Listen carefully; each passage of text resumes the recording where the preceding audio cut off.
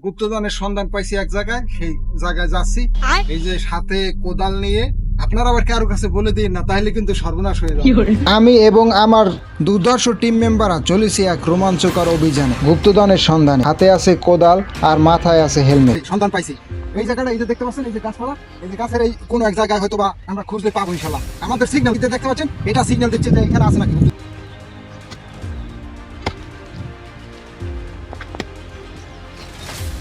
দর্শক, এই জায়গাটাই হয়তো বা সিগন্যাল দিচ্ছে, এই জায়গাটা আছে, এই জায়গায় গুপ্তধন আছে। চালাইতে চালাইতে পুরো কোলা চালাই ফেলাইছি দর্শক।